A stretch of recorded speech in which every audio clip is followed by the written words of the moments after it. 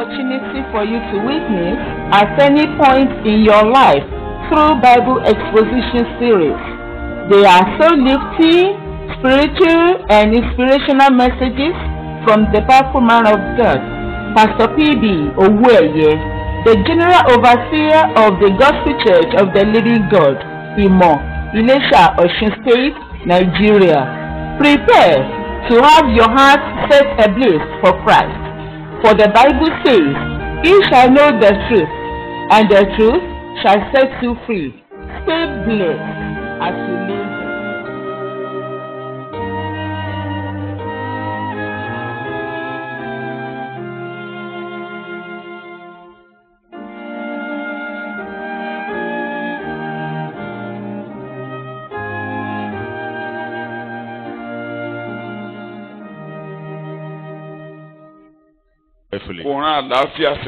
Amen. Wealth upon us. Kapa your father lole. Rejoice home. Kapa your Lord jíṣẹ́ tó rán wa. Amen. Go out. Yorùkọ Jésù ni mo gbàdúrà. Amen.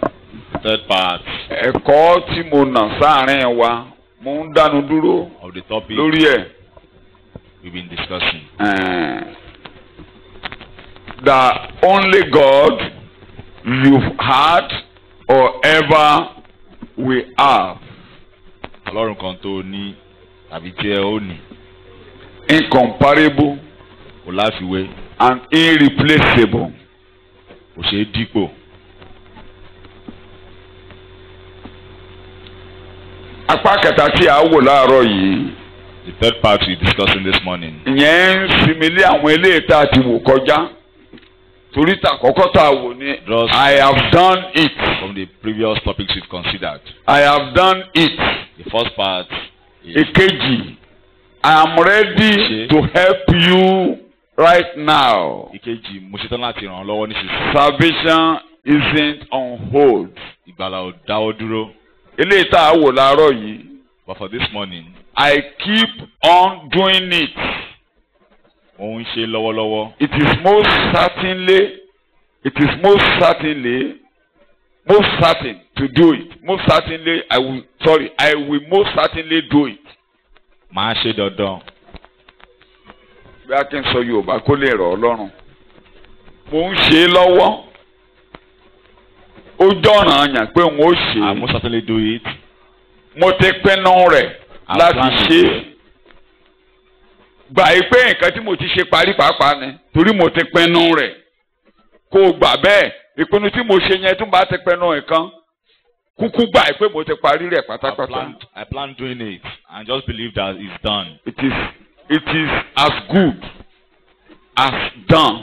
It is as good as done. Ẹ fi í síbẹ̀ yẹn ẹ̀rọ wà nù kìnìún yẹn lórí fọ́nrán yín. I keep on doing it. I will most certainly do it. I plan it. So it is as good as done. Mo ti pinnu rẹ̀. Ó ti ṣe é ṣe. Ó ti di ṣíṣe.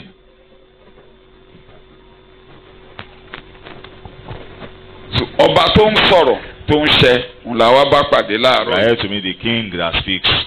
Bẹ̀tẹ̀ má gbàgbé. Àkòrí tó wà níwájú wa ni pé. The theme of the. Kò sẹ́ni tá a lè fi ṣàkàwé rẹ̀ o. Ó tóbi lọ́pọ̀lọpọ̀. Incomparable God. Kò sẹ́ni tá a lè fi ṣàkàwé rẹ̀ o. Ó tóbi Olúwa. Olúwa tóbi. Olúwa ó tóbi. Ó tóbi ó tóbi. Tóbi yéyé. Olúwa ó tóbi. Ó tóbi ó tóbi. Kò sẹ́ni wẹ́rẹ́ ó tóbi. Kò sẹ́ni tẹ́lẹ̀ bí ṣàkàwé rẹ̀ Olúwa. Let us read the Message Bible. Isaiah 46. Read from verse 7. Èdè kan wà ní verse. Ẹgbẹ́ láti ẹsẹ̀ ìkeje. As Ṣùgbọ́n èdè kan wà ní verse 7 the tí message o kò version of ṣe the sọ. Bible. Ní verse 8 jọ tí o ṣe sọ sígbó. So, to whom will you compare me? Yes. The incomparable. Can you picture me without reducing me? People with a lot of money hire craftsmen to make them gods. The artisan delivers the gods, and they kneel and worship it. They carry it around in holy parade. Verse 8. Think about this. Wrap your mind. Ronú nípa eléyìí o. Remember this. Ronú nípa eléyìí o. Remember this. Ń bá Ísírẹ́lì sọ̀rọ̀. Ó tún bá ọ And I sọ̀rọ̀. was talking to his Bíbélì ló ń Israelites and to you. Yes. Think about this. Yes. Wrap your mind around it. This Fi is, ọkàn ẹ yíká. Ronú ọkàn ẹ yíká. Yes. Call to mind. this is serious business. Pé ohun tí mo fẹ́ bá ọ sọ yìí o. Rebels. Òdodo ọ̀rọ̀. Olúwa ò ní ṣe ọlọ́lọ́tẹ̀ ọmọ. Amen. Not be made a Take rebel. it to heart. Olúwa ò ní ṣe ọlọ́lọ́tẹ̀ ọmọ. Not be made a Amen. rebel. Ẹ̀mí ọ̀tẹ̀ tó ń bá wa rìn látinú Ádámù. The spirit of rebellion from Adam Òun náà ló ń bá Ísírẹ́lì rìn tí wọ́n fi lè tẹ̀lé òfin. accompanying the Israelites and they Òun couldn't náà ló follow ń bá the law gbogbo àgbáyé rìn pátápátá. and is in the mind of the whole world. Aláìmoore lèèyàn. Unthankful. Ìyẹn ni Ọlọ́run sọ pé mo fẹ́ bá yín sọ ọ̀rọ̀ gidi. And God said, I'm Bẹ́ẹ̀ ni ọlọ́tẹ̀ ọmọ serious yìí. issue with you. You Ẹ̀mí ọ̀tẹ̀ yóò finú ayé rẹ̀ sílẹ̀ pátápátá lórúkọ the spirit yìí. of rebellion will leave you in Jesus' name. Bíbélì lẹ̀ ń kà. Bíbélì This lẹ̀ ń kà. is serious business. Yes. Rebels, take it to heart. Remember your Israel. Wọ́n á rántí ìtàn rẹ o. Your Remember long your and history. rich Israel. Ísírẹ́lì ní ìtàn The Israelites have a very rich history. tó kún dáadáa. Very rich history. Ìtàn tí wà òkun. Our history is not that deep. Ìtàn tí wà As ọjọ́ búburú ló pọ̀ jù níbẹ̀. it's full of evil days. Kódà tó bá lọ́jọ́ rere kò tiẹ̀ lọ́jọ́ rere. We have no good days in our history. Ìtàn ẹkún, The ìtàn history of ìnira, money, ìtàn wàhálà ní tiwa. torture, and troubles. Olúwa yóò pààrọ̀ ìtàn rẹ. And your history will be turned in Jesus' name. Ìtàn ayé rẹ Olúwa yóò tún kọ. Amen. The history of your life. Ìjọ́ kan náà la máa ń will tútàn èèyàn kọ. And it happens on a particular day. Ìjọ́ kan la tútàn Abraham kọ. That of Abraham was done on a particular Ìjọ́ kan day. ṣoṣo náà ni. Only one day. Lónìí Olúwa yóò tútàn ayé rẹ kọ. Today, God Amen. will history. Ìgbà tí Mósè máa kọrin ní tó máa ní ká máa kọrin yẹn tó kọ sí wọn létí. The song of Moses, Ó jẹ́ kán rí i pé they were made to understand. bó tilẹ̀ pọ́ Ọlọ́run ń bá wọn rìn lọ nínú ìrìnàjò wọn God Ọlọ́run accompanied yẹn. them in the journey, Ó ní wọ́n lo gbogbo ọjọ́ ayé wọn wọ́n ń yípo nínú ìbínú. and they were wandering all the days of their lives Bọ́n ṣe ń yípo in God's láti word. Kadesh Barnea yẹn tí wọ́n yí padà. Right from Kadesh Ìrìn Barnea, àjò yòókù débẹ̀ ó ní ìtàn tó kún. all their journey there has a rich history. Bọ́n ṣe kúrò ní Egypt Right from Egypt títí dé Kadesh Barnea up to Kadesh Barnea, ní pẹ̀tẹ́tẹ̀ Moabu. the highland of Ìtàn Moab. yẹn kún. They have a very Ó rich ní history, agbára very powerful history. tí wọ́n fi ẹ̀jẹ̀ tí wọ́n kalẹ̀ nílẹ̀ Egypt. How they were delivered with the blood from Egypt. Bí wọ́n ṣe dé Òkun Pupa. How they got to the Red Sea, Bí wọ́n ṣe dé odò Mara. to the water at Mara. Tọ́lọ́run yí omi ìbànújẹ́ tó sọ di How aláyọ̀ God fún turned wọn. their bitter stories, Bí omi ṣe jáde nínú àpáta. sweet story, how water came Bí from the Ọlọ́run rock, ṣe rọ̀jò oúnjẹ látọ̀run wá how fún it wọn. rained manna from heaven. Gbogbo ìgbà tí wọ́n bá ti bá wàhálà pàdé tí wọ́n bá tún dá wàhálà kalẹ̀ And- Ọlọ́run ló And yanjú all wàhálà the wọn. days from one trouble to another, how God was Bí solving èdè it. tí arákùnrin yìí lò níbi àdúrà láàárọ̀ yìí pé According to ṣe our là ń dá brother wàhálà this morning, fọ́rùn bàbá. Mo ní ayé wàhálà lọ́mọ ènìyàn gan wà. they were causing troubles. A dàgbòrò rú àwa máa sábọ̀ nílé pé bàbá mo ti After dàgbòrò rú o. Troubles, we now run back home to Bàbá God. dáadáa yẹn dẹ̀ ń God. tẹ́wọ́ gbà wá. And this same Father always Láàárọ̀ accepts yìí us. yóò tẹ́wọ́ gbà ọ́. And this morning you'll be accepted. Ṣùgbọ́n ìgbà tó ń wá dé Kadesh Barnea Ọlọ́run wá ní kí When they got to Ísírẹ́lì lọ Kadesh ṣe Barnea, àmì ilẹ̀ wá. They were told to go and spy the particular land. Ẹ̀mí ọ̀tẹ̀ ibi tó ti kàn wá ni mò ń sọ yìí. And I'm discussing where it pertains to us. Wọ́n á The bẹ̀rẹ̀ spirit of sí í rebellion. yípo for 40 years. They wandered for 40 years Kò sí àṣeyọrí kan lógójì ọdún yẹn. without any success. tí mo ní kò sí. without any success. Wọ́n ń yípo torí wọ́n wà ní abẹ́ ìbínú Ọlọ́run. Because they are under God's wrath. Kò sí àṣeyọrí kan. There was no singular success. Láti ibi tí wọ́n ti ń yípo yẹn. From that point. Wọ́n bẹ̀rẹ̀ sí ń yípo lọ ni. They wondered. Nínú ìyípo yẹn ní ilẹ̀ gbé àwọn kan mì. Some were submerged. Tí wọ́n dìde ọ̀tẹ̀. Ẹ tún dìde ọ̀tẹ̀ ó tó gẹ́ ọmọdé sí ilẹ̀ lànà ó gbé wọn mì. Ìparun àti ìparun for good 40 years. And they wasted away for 40 years. Inú ìyípo yẹn ni ejò amúbìnrin náà ti bù wọ́n jẹ. Some were beaten by serpents. Ṣùgbọ́n Ọlọ́run tó jẹ́ aláàánú ó ní ẹgbẹ́jò ìdẹ́sókè. Snake. Lábẹ́ ìbínú kì í sí àṣeyọrí. There is no success. Tí Ọlọ́run bá ń jà kì í sí àṣeyọrí. Whenever God is fighting, there is no success. Ó dìgbà tí ara bá tu Ọlọ́run kéèyàn tó tẹ̀síwájú. You can't succeed. Ẹ rí i pé nígbà tán kùn tí gbogbo wọn kùn tilẹ̀ gbé wọn.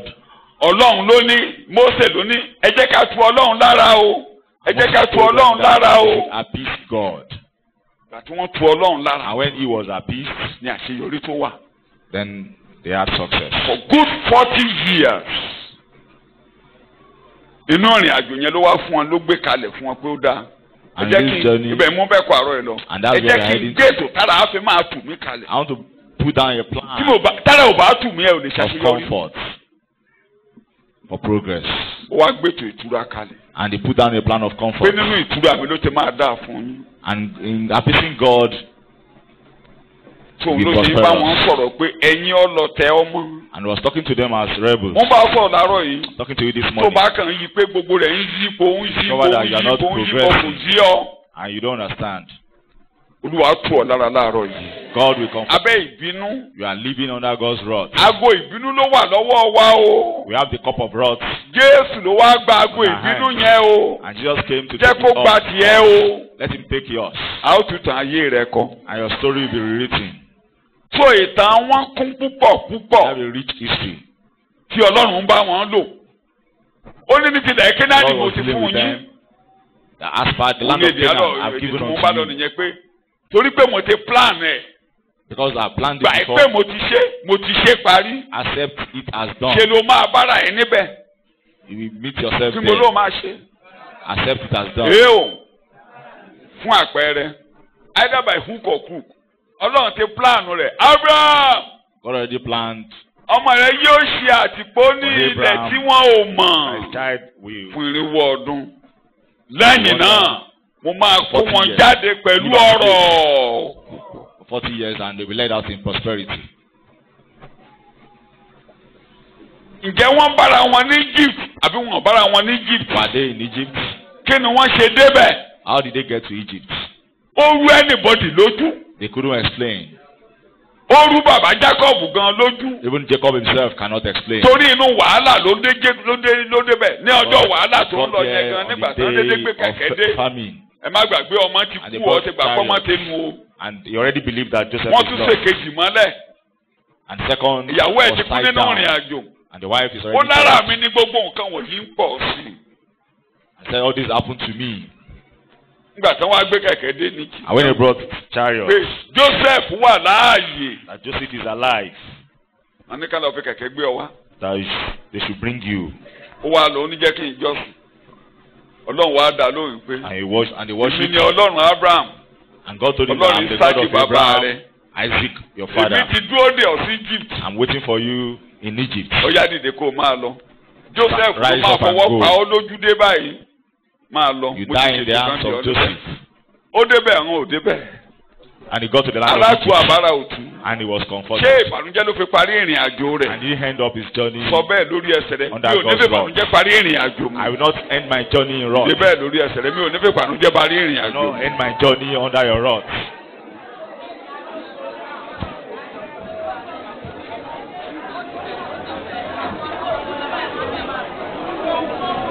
Ní orúkọ Jésù ni mo gba àdúrà. In Jesus' name I prayed.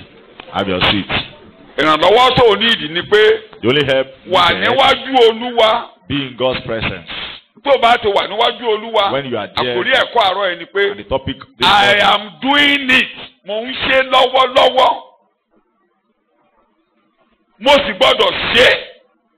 And I most certainly do it. Mo gbọ́dọ̀ ṣe. I most certainly do it.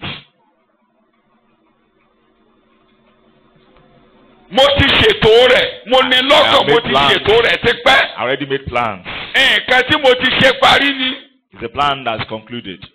So kó o gbà pé nǹkan tí mo ti ṣe ni. Accept it as concluded. Mo la sọ pé ọ̀dọ́ àgùntàn tí a pa ṣáájú. The Lamb of God killed ìgbà before tí the àkókò foundation tó of la the gbé world. Jésù. So nǹkan tí mo ti ṣe ni.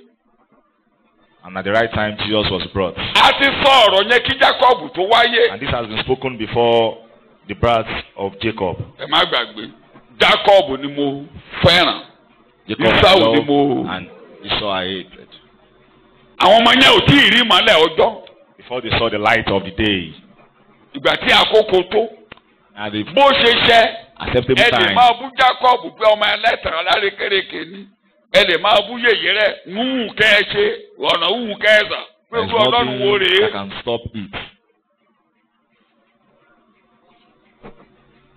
Ẹ̀gbọ́n sin àbúrò àbí kò sin àbúrò.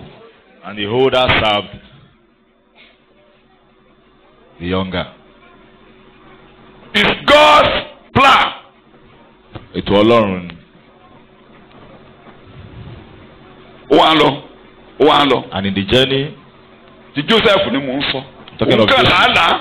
Owó lè má tiẹ̀ làálàá rẹ̀. dreamt, and you might not dream about it. Torí bàbá rẹ̀ Jacob gan ò làálàá. Because Jacob never dreamt of it. Joseph ló làálàá, òun ò Joseph làálàá. dreamt of it. Àkọọ́lẹ̀ tí wọ́n sọ lórí Abraham gan kò yé Jacob gan. Abraham sọ fún Abraham kò yé. And what was written concerning Tó bá Abraham, mọ̀ Jacob tẹ́lẹ̀ cannot kò ní decode. wọ́rì. And I didn't know. Kò mọ̀, ó lè má mọ̀, ó lè má yẹ ọ́, ó lè ríran, ó lè má I ríran. might not have seen anything. Ṣùgbọ́n ètò wà ńlẹ̀. But there is a plan for Pé you. ìjọ tó bá ti lè wọnú orí ọ̀fẹ́ And Jésù when you olùgbàlà. enter the grace of Lord Jesus Christ Tí àkókò kíkún orí ọ̀fẹ́ tó. and the acceptable time, Torí Ọlọ́run ti rán ọmọ rẹ̀ ní àwòrán ara because he has ẹ̀. sent his son Gẹ́gẹ́ bí ẹbọ Image of fún sin. ẹ̀ṣẹ̀. I Láti sacrificed for dá sin ẹ̀ṣẹ̀ lẹ́bi nínú ara.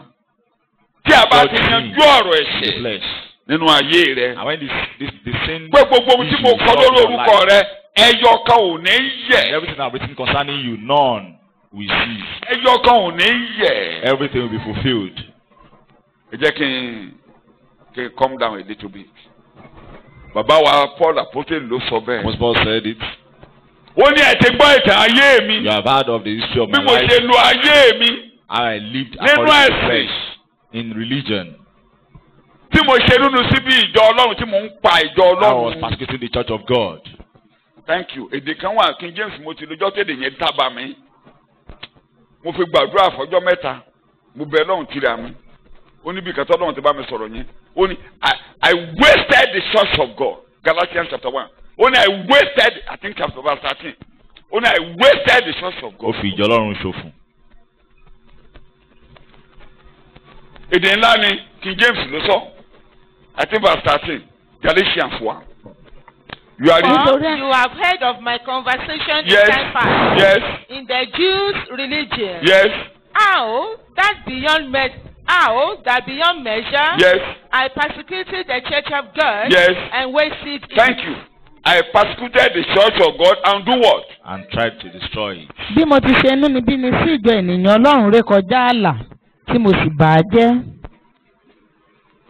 Èdè ìbàjẹ́ ni. Ó lóun rí pé òun bàjọ́ jẹ́. Òun fi I ìjọ made ṣòfò. sure he destroyed the church of God and wasted Iṣẹ́ it. Ọlọ́run ò ní ṣòfò lọ́wọ́ rẹ̀. And the work of God will not be wasted. Èdè tí mo fẹ́ ló wà ní verse Hmm. 15. To reveal his son in me. Ọ̀dà máa kà lọ. Nígbà tí àkókò tó. Yes. ṣùgbọ́n nígbà tí ó wu Ọlọ́run Nígbà tó wá wu Ọlọ́run. God. ẹni tí ó yà mí sọ́tọ̀ láti inú ìyá mi wá. Ọlọ́run tó ti létò fún mi. Sọ bẹ́ẹ̀ fúnra rẹ̀. Ọlọ́run tó létò fún mi. Olúwa létò fún mi. Ṣọ́lọ́run létò fún ọ. Ẹni tó dọ̀tá Ọlọ́run tó ń fìjọ Ọlọ́run You ṣòfò are ni. passing the Ṣé church ó and yẹ káyé destroying rẹ̀ the church dáa? of God. Ẹ dá mi lóhùn. Rárá o. Tó bá jẹ́ pé ìwọ ni bàbá. If you are the father Tọmọ kan fi ṣe gbogbo iṣẹ́ tó ṣe láyé tó fi ṣòfò. and you have a child that has wasted all your efforts Tó in life bàjẹ́. and destroyed it, tó bẹ̀rẹ̀ sí ń gbógun ti àwọn ará ilé rẹ̀, tó gbógun ti gbogbo àwọn ẹ̀gbọ́n àtàbúrò rẹ̀, tó gbógun ti gbogbo ará ilé, tó dẹ̀ iṣẹ́ tó fi agbègbè ọjọ́ ayé rẹ̀ ṣe tó kó mọ́lẹ̀. Everything that you have lived for is destroyed. Ọmọ yẹn á rórí ọ̀fẹ́. And with that child get grace. No, má ṣẹlẹ̀ sí o, má ṣẹlẹ̀ sí o. Ṣé wàá gbàdúrà fọmọ ni? Will you pray for the child? Wọn ò ṣe tó yẹn gan tẹ́ ń ṣépè. They have not even done up to that. Ọmọ mi gan ò tí ì ṣẹ̀yìn tẹ́yìn obìnrin á sọ pé ọyàn mi àbí kò yanyan mi lórí lọ́wọ́ ọyàn tí mo fún mú. Some have not even offended you up to that. Ṣáàdúrà ló gbà. Ẹni sọ pé torí ọyàn tí mo fún mú tí ò sọ nǹkan mi, ṣáàdúrà ló ń gbà, èpè burúkú ló ń ṣe.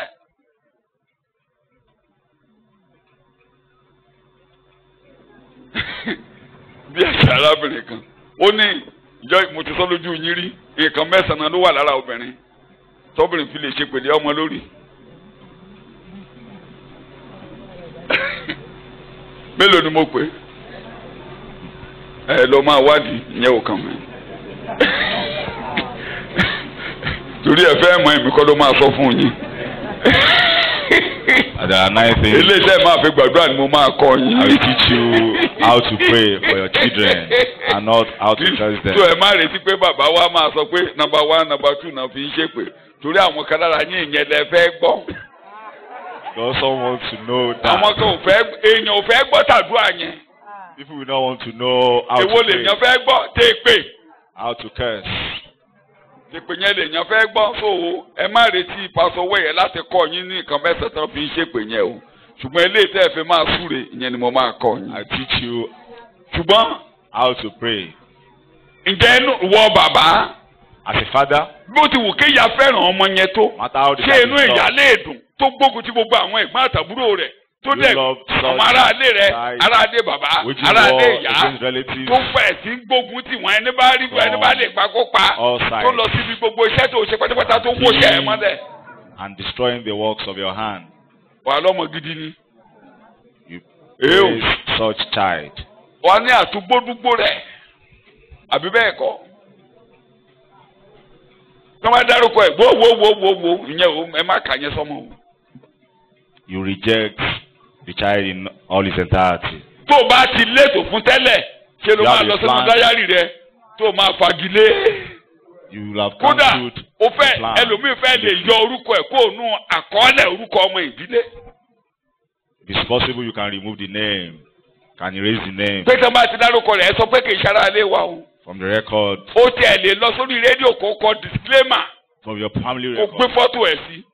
You can announce. So it's no longer a member of this family. On media outlets. It's lost and lost forever.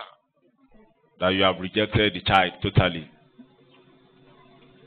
Ṣùgbọ́n ọmọ oníbàjẹ́ yìí.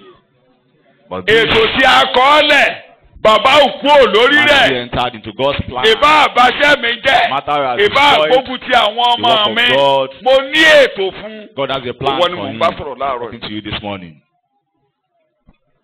Gbogbo ohun tí Ọlọ́run kọ́ lẹ̀ wà lórí ilẹ̀. Gbogbo ìbàjẹ́ lérí ìbàjẹ́ àti ibi tó ṣe lórí ilẹ̀ kò mì Ọlọ́run kò yí Ọlọ́run padà. Can't stop him. Kò yí padà.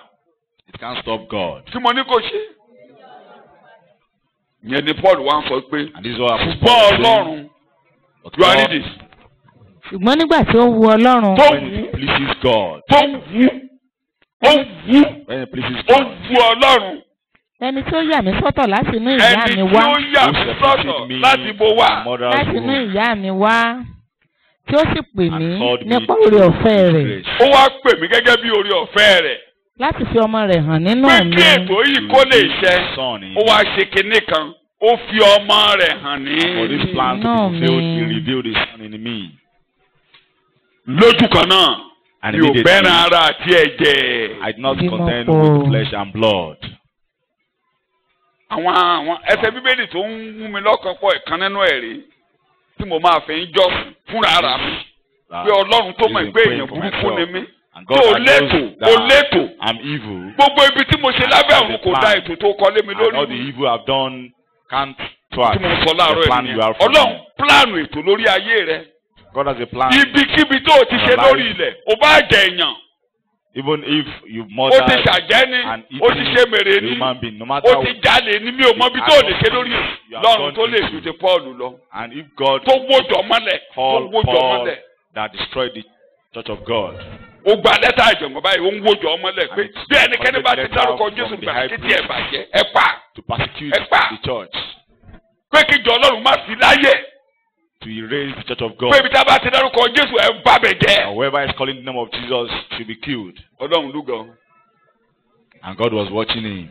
Ọlọ́run lúgọ God was watching him. bàbá dáadáa wí bẹ́ẹ̀ lẹ́ẹ̀mẹ́ta. Great God, a very good God, kí ni mo pè é?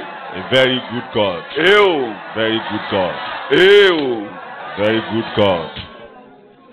èdè tí a máa fi bẹ̀rẹ̀ rèé o ó ní nígbà tó wu Ọlọ́run kó mú ètò rẹ̀ ṣẹ́nu ayé mi. God to fulfill his plan in my Ntọ́ life. Ọlọ́run kọ́ lẹ̀ yẹn ó wù ọ́ pé yóò ṣẹ lórí ẹsẹ̀ rẹ lórí ẹsẹ̀ rẹ ó wù ìwọ Ọlọ́run pé ohun tó kọ yóò ṣẹ lórí ayé mi That thing that ó you wù have ọ́ pé ohun tó planned kọ yóò ṣẹ it pleases you that it should be fulfilled concerning in my life. ó wù ọ́ It pleases you pé ohun tó kọ lórí ayé mi yóò what ṣẹ you plan concerning my life should be ó fulfilled. wù ọ́ bẹ́ẹ̀ It pleases you, O Lord. ó wù ọ́ bẹ́ẹ̀. It pleases you, O Lord.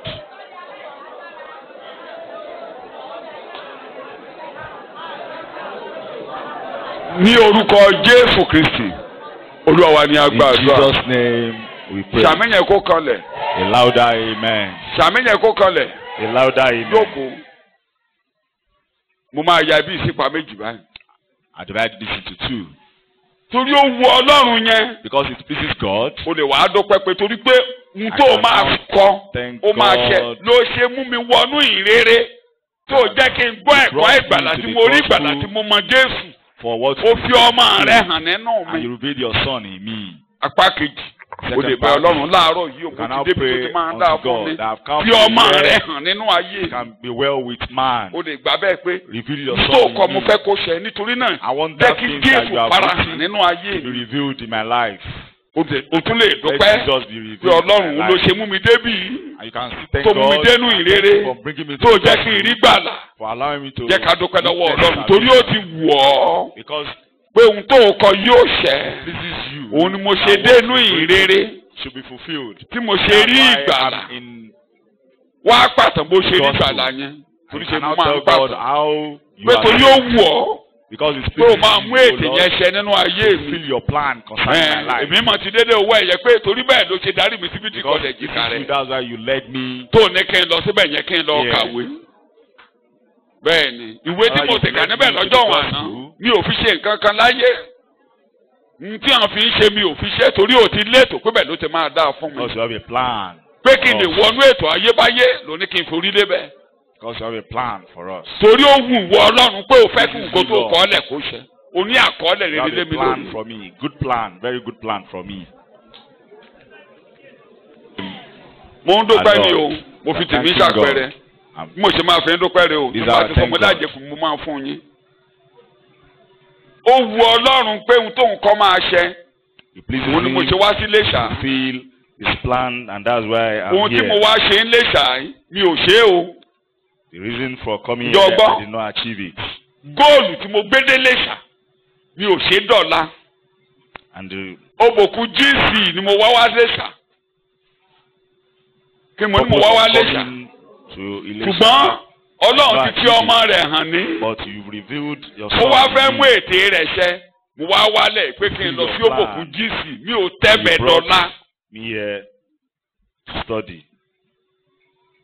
bí n tọ́lọ́run fi hàn yẹn bẹ̀rẹ̀ sí irú mi lọ́kàn sókè tí mo bẹ̀rẹ̀ sí bá àwọn ọmọ Ọlọ́run That's kiri how nìyẹn what God revealed. mo àpàkàwé rẹ̀ o Started ṣùgbọ́n showing n up. tọ́lọ́run kọ yẹn ó wá bẹ̀rẹ̀ sí But that thing that mo wá you bẹ̀rẹ̀ sí rí orí títì studying, kan lọ tí mi ò mọ̀ pé àkọọ́lẹ̀ ni mo fẹ́ mú ṣẹ orí títì yẹn ni pé ibi tí a bá ti kéde ìrere a máa dùn mọ́ mi màmá lọ bẹ̀ I started màmá lọ bẹ̀ moving màmá as a àgbẹ̀kọ̀ missionary ọ̀nìkìnní kan wà from mo ti one dé bẹ̀ place to another ohun ọkàn mi rú in sókè the gospel. àṣé àkọọ́lẹ̀ ló And my fẹ́ heart is being stirred up tó mo fẹ́ kó for o the dúpẹ́ lọ́wọ́ fulfillment of Ọlọ́run your plan n concerning tó my jẹ́ life. kó ń láyọ̀ ìrere tó o fi dénú ìrere Thank yẹn God for why ètò Ọlọ́run what tọ́lọ́run led ṣe you yẹn to the ó ti ṣẹ yóò ti ṣẹ that thing that he has lánàá planned. ìwé bẹ̀ has yóò been ṣẹ fulfilled. That thing he has mo ti planned. bára mi níbi tó ti ń dá fún yàn You already mo ti bára mi níbi tó ti máa ń dà á fún shall be well with you. And eat, so it is good as it is done. Mo ti pinnu rẹ̀. Gbogbo ìpinnu tọ́lọ́run ṣe ní lọ́kàn pé ó ti ṣe ó dà gbọ́dọ̀ ṣe. Of God upon your life. Ẹgbẹ̀rún wàhálà ò lè dé lọ́nà. That is done, and nothing can stop it. Òun ṣe ń mú Jacob yẹn. And that's why I'm using the example of Jacob. Ìjòyè méjìlá máa jáde lára ìwọ Jacob. 12 sheep will come out of you. Àbí kò rí bẹ́ẹ̀. And it was fulfilled. Gbogbo ogun tó dìde nílé Laban. All the world that gbogbo ogun yẹn ló mú àkọọ́lẹ̀ ṣẹ. Laban fulfilled God's promise upon his life. Ẹ máa gbádùn ayé mi o. Ogun tó dìde lórí Joseph òun ló mú àkọọ́lẹ̀ ṣẹ. The war upon Joseph fulfilled God's plan. Kódà ogun yẹn ń tì í síbi àkọọ́lẹ̀ pé ètò tí mo kọ́ máa ṣẹ sẹ́. All the trials pushed him to ogun á máa dé. the Ogun point yẹn á máa of fún kẹrẹ pàkẹrẹ. All the trials Next stage. pushed him Next stage. to the point of fulfillment of God's plan. Move to next stage. From one point to another. Finally in the palace. Until he got Are you listening the to palace me? of Pharaoh. Are you listening to me? Bí orin wa ni, ó ti rán ọkùnrin kan ṣá. Ètò tí Ọlọ́run ti kọ ọ́ lẹ̀. The plan of God concerning you. Pé mo fẹ́ kí àwọn Júù tó ń lọ sí ìgbèkùn kí wọ́n rí oore ọ̀fẹ́ gbà. I want the Kí Jews wọ́n máa rún sílẹ̀ going ìgbèkùn. into slavery to receive Pé mo máa grace. gba díẹ̀ là nínú That they wọn, should mo not máa perish kó wọn there. padà wálé. I will deliver part of them. Àkọọ́lẹ̀ yẹn wà nílẹ̀. There's a plan concerning it. Ọlọ́run dẹ̀ ti kọ àkọọ́lẹ̀ lórí ọmọbìnrin kan kékeré. And God has a plan concerning a particular lady Wọ́n porúkọ rẹ̀ ní Ẹ́sítérì. called Esther. Ogun kọ́kọ́ dìde bàbá ikú ìyá ikú. Kò ní bàbá kò ní ìyá. She's an Pé orphan. ìyá ikú ní kékeré. Pé bàbá ikú ní kékeré. You are an Kò orphan. dí ètò Ọlọ́run lọ́wọ́. Can't stop God's plan concerning your life. Lánàá ẹ̀ kó wí bẹ́ẹ̀. Kí ni mo ní kò ṣe? N tó Nothing kọ can yóò stop ṣẹ. God's plan concerning Pé my mo ní life. bàbá mi ò ní ìyá What kò we túmọ̀ sí do pé ètò Ọlọ́run ò ní ṣẹ. We come to pass concerning my life. Bàbá ẹ̀ kàwé kò kàwé kò dí ètò Ọlọ́run lọ́wọ́. Ó wúlò Where you kò are wúlò from kò dí ètò Ọlọ́run lọ́wọ́. illiterate and illiterate parents. Ó ṣàìsàn kò This ṣàìsàn cannot kò stop dí God's ètò plan Ọlọ́run concerning lọ́wọ́. your life. I sick or not, Jésù cannot stop God's plan concerning Olúwa your wa. life. In Jesus' name, our Lord. Bẹ́ẹ̀ ni Ẹ́sítérì rí. Ó wá rí ẹ̀gbọ́n orí àbúrò bàbá kan tó gbé. Esther, Ó sì bẹ̀rẹ̀ sí ń tọ́jú ẹ̀. Esther's uncle, Ibikíbi tó took bá care ti of bára her. rẹ̀. wherever you are, Ẹ̀kọ́ kan. learn this. Ẹ fayọ̀ ṣe ń tẹ́ ẹ bá fẹ́ ṣe níbẹ̀. Serve with joy. Ayọ̀ ni Joseph fi rìnrìn àjò ẹ̀ tẹ́ tó fi ṣe. Joseph served with joy. Ẹ fayọ̀ His ṣe. God's plan was Bó bá bára ẹ lọ́dọ̀ olùtọ́jú fi ayọ̀ ṣe. Find yourself under a guardian. Bàbá ẹ lè máa tọ́jú ẹ. Do this with Fi ayọ̀ joy. ṣe. Your father might not take Bí a care of ṣe you. máa fún ọ lọ síbi ètò ayé rẹ nìyẹn. Do Bí this wàhálà with bá joy. dé fi ayọ̀ gbà á.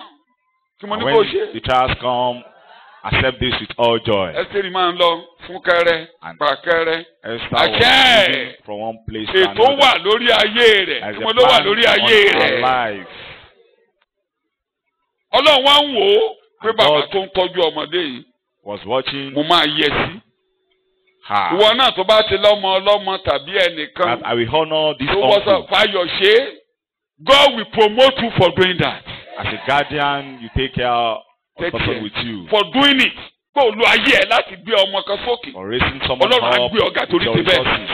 God will Pé olú exalt ayé you. ẹ pé o fawọ́ ẹnìkan sókè. That you lift someone God will up. never forget you. Ọlọ́run ò ní gbàgbé rẹ̀.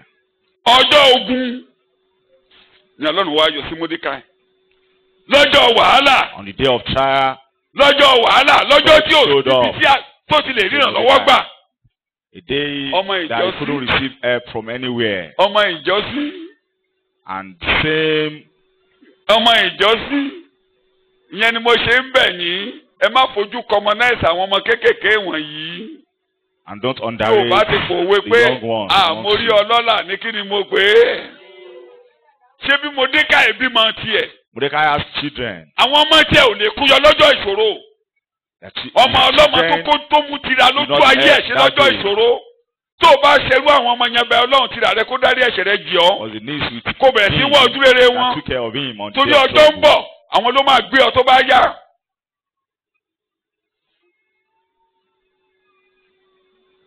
Ọlọ́run lúgọ.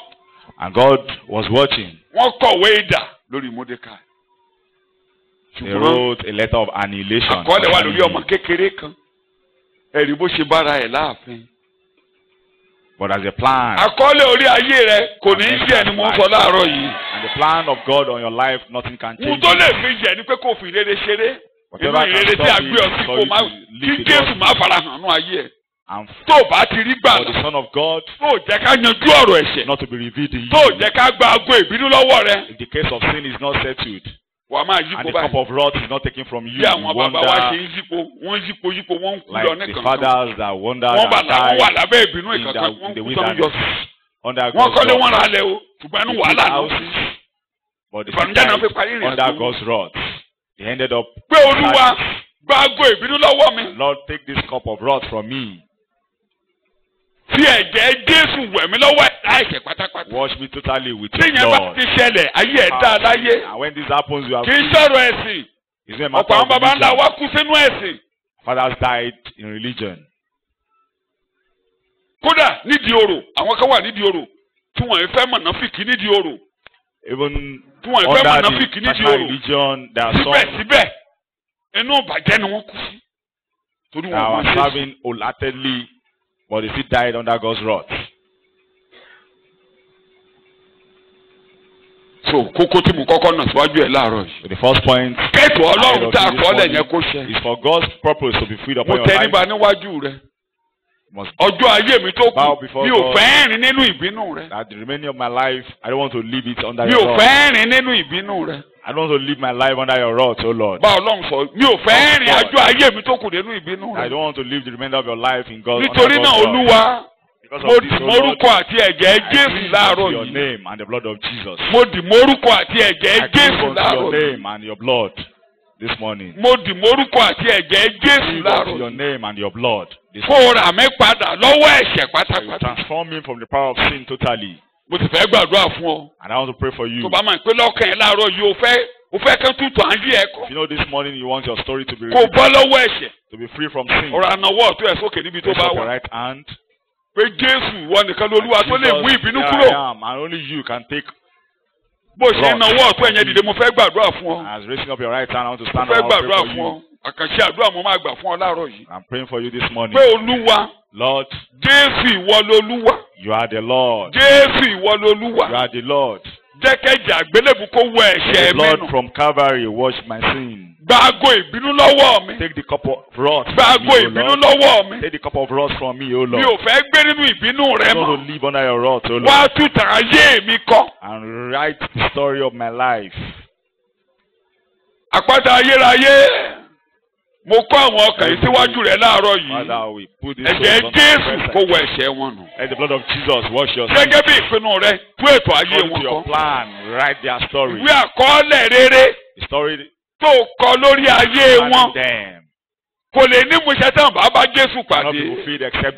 Lónìí wọ́n ní Jésù, wọ́n ní ìwọ l'Olúwa. Wọ́n ní ìwọ nìkan ló máa ń tú ayé èèyàn ṣe. Only you can write their story. Wọ́n ní ìwọ ló máa mú ìbẹ̀rẹ̀ ọ̀tun dé. Only you bring a new beginning. Torí o jíǹde kúrò ní òkú. Because you rose from the dead. Láti mú ìbàjẹ́ kúrò. To clean away wrath. Gbogbo ìbàjẹ́ ayé wọn, ẹ̀jẹ̀ Jésù kó wẹ̀ dànù padà. And all the wrath of their life is cleansed away in Jesus' name. Ẹ̀mí àmúdọ̀tun. Ẹ̀mí tó ń sọ òkú sí àlàyé. Generation that turns death kó bá yín kọ́ wọ́rin. Accompanies you. Gbogbo ohun tó ti kú kó wà láàyè. Every dead thing be resurrected. Ohun ọ̀tun kó bẹ̀rẹ̀. Let the new beginning. Lórúkọ Jésù, ohun ọ̀tun kó bẹ̀rẹ̀. A new beginning. Ìrònú ọ̀tun kó bẹ̀rẹ̀. A new thinking. Ìwà ọ̀tun kó bẹ̀rẹ̀. A new character. Lórúkọ Jésù, gbé ayé ọ̀tun kó bẹ̀rẹ̀. A new life. Let it start now. Lórúkọ Jésù mo gbàdúrà. In Jesus' name I pray. Ṣàmìyàn kó kanlẹ̀ dáadáa. Say louder, amen. I plan it. Ó ti pinnu rẹ̀. Ọmọ ìwà jọmọ kékeré tó lẹ́mìí akẹ́kọ̀ọ́. And this lady is a young. Ẹ̀bẹ̀ tó máa bẹ̀ fúnra ẹ̀ nìyẹn o. Spirit to learn. àwọn alàgbà ń ṣẹ̀kọ́ lánàá. Àmú Timothy. Considering Timothy. Sáyé Timothy ò pé dá ojú kékeré. Meeting. Ojú kékeré. And the source of success. Wà ní ẹsẹ̀ kẹfà. Timothy ò kíní orí kẹrin ẹsẹ̀ kẹfà. 2 Timothy. N tó máa yé ẹ̀dá ẹ̀jẹ̀ kásáré kà. Nǹkan tó ràn Ẹ́sítérì lọ́wọ́ nìyẹn. And the same spirit that helped Timothy ò kẹ́nẹ́. Orí kẹrin ẹsẹ̀ kẹfà. Chapter 4 verse 8. Bí ìwọ bá rán àwọn ará létí nǹkan wọ̀nyí. Máa kà á. Ìwọ jẹ́ ìránṣẹ́ rere ti Kristi Jésù. If you lay all these instructions before the brethren, yes, you will be a worthy steward, yes, and a good minister of Christ Jesus. Tí a ń fi ọ̀rọ̀ ìgbàgbọ́ àti ẹ̀kọ́ rere bọ́. Tí a fi ọ̀rọ̀ ìgbàgbọ́ àti ẹ̀kọ́ rere bọ́. Ever nourishing your own self with the truths of the faith. Ọmọ tí a fi ìgbàgbọ́ àti ẹ̀kọ́ rere bọ́. Èyí tí ìwọ ti tẹ̀lé. And of the good Christian instruction which you have closely followed.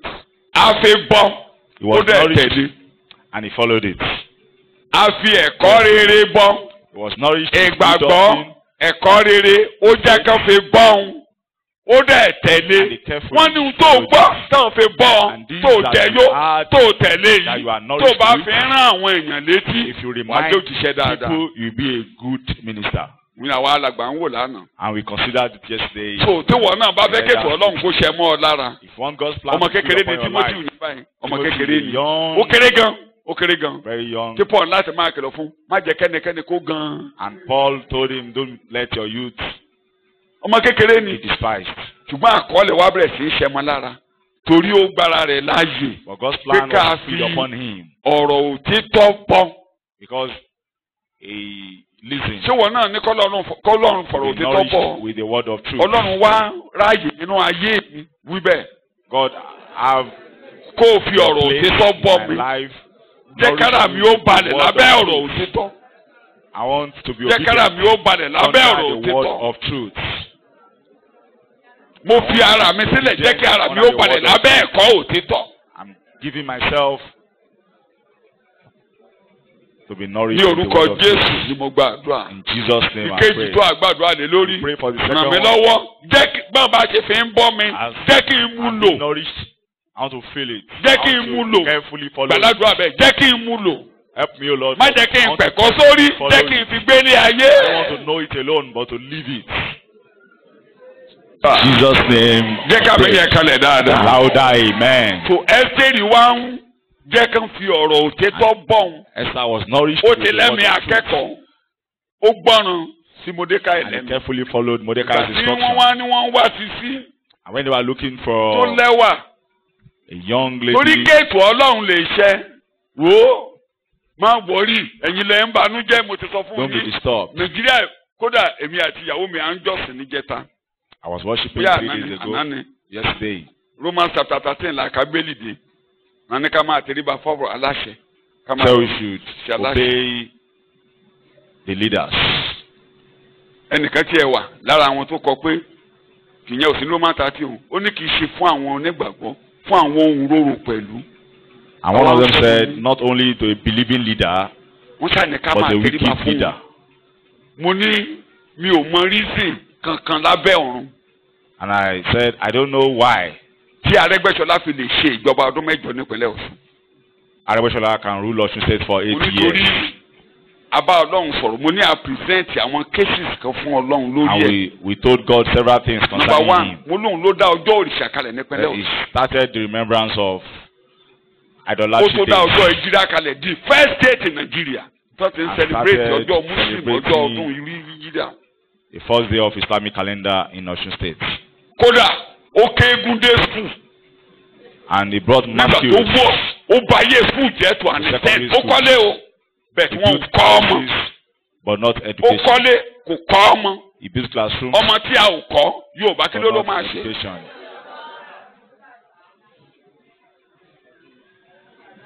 Mo ní for those 3 reasons. For 3 reasons Olóde ìlú ọdún mẹ́jọ. we presented to God, and God still allowed him Mo to létò rule Ọlọ́run ò dàrú. for 8 years. And I said the plan of Mo God létò Ọlọ́run ò ṣe. can never be thwarted. Mo ní mi ò mọ reason kan lábẹ́ ọ̀run. I said I don't know Ọlọ́run mo lọ́lọ́run nìkan ló mọ̀. Only God himself. Muhammadu Buhari fi lè ṣèjọba ọdún mẹ́rin. Mo ló ti tún bẹ̀rẹ̀ ọdún mẹ́jọ mi ọdún kan máa parí báyìí. For the current president to start and get another term. Kí n má máa sọ lọ jìnnà. For me not to continue. Mo ní nítorí náà. I said because of this. Bíbélì ní ká máa gbàdúrà fún wọn. The Bible says we should pray for them. We pray for them. Torí lábẹ́ ìṣàkóso òǹrorò wọn ó máa dáa fún wa. Because under their wicked government shall be well with us. Ẹ̀gbọ́n ní ká máa gbà. And the Holy Spirit said we should pray for them. Ọba Aṣẹ́rúsì nígbà táyé Mọ́dékáì máa dá. Ó ṣe àjọ̀dún ẹmu. Celebrated his birthday. Àjọ̀dún kí ni mo ló ṣe? Festivities. Nínú ìdàrúdàpọ̀ Ọlọ́run gbé sókè. Nínú ìdàrúdàpọ̀ Nàìjíríà dídé lórí ẹsẹ̀ rẹ̀ Ọlọ́run máa gbé mi sókè. And in all the turmoil of this country, God will lift me up.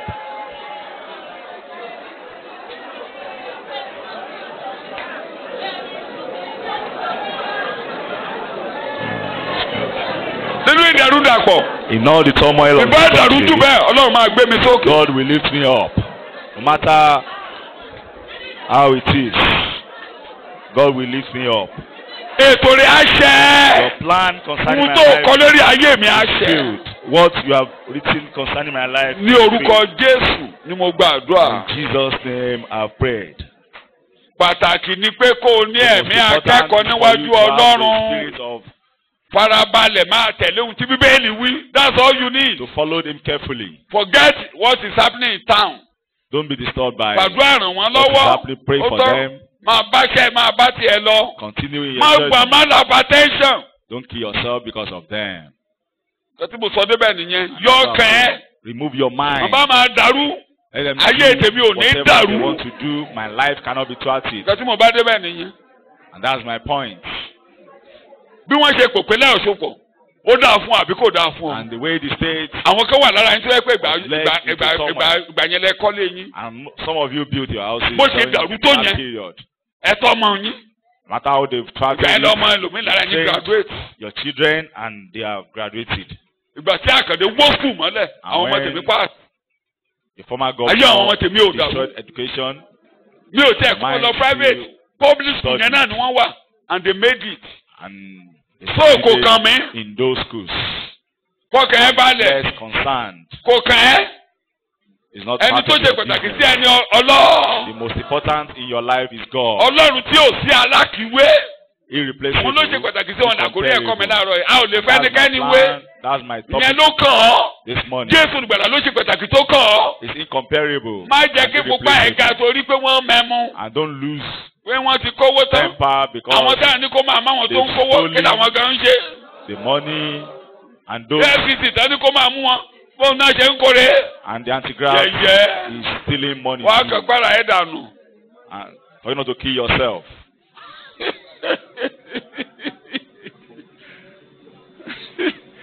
Àwọn ọlọ́gbàtà ní kó máa mú àwọn Yahoo boys ń ṣẹ́tù àwọn náà ti kówó. Everybody is settling himself out of the system. Àkọọ́lẹ̀ Ọlọ́run yóò ṣẹ̀mọ́ mi lásán bẹ́ẹ̀ fúnra rẹ̀ jàre. Concerning my life will be fulfilled. The plan of God alone concerning my life will be fulfilled. I plan it. And I will do it. And they will do it. I will do it. They will do it because they have planned it. Jésù Olúwa wa. Jesus' name I pray. Bẹ́ẹ̀ ni bàbá ní ká máa gbogbo ẹ̀rí wá bá mi ṣàjọ̀dún. And the fathers had celebration. 180 days. Feast for 180 days. Ni wọ́n fi mọ̀ ọ̀gọ̀rọ̀. They were drinking. Èló ni mo pè. In láàárọ̀ his palace. lálẹ́ ní gbogbo ẹkùn ìjọba rẹ̀. From all the territories of his government. Oṣù mẹ́fà ni wọ́n fi mẹ́mú. And they were holding. Ń bá wù ọ́ ni kó máa mú. For 180 days. Wọn ò dí wọn lọ́wọ́. Take whatever you want. Wọ́n mẹ́mú.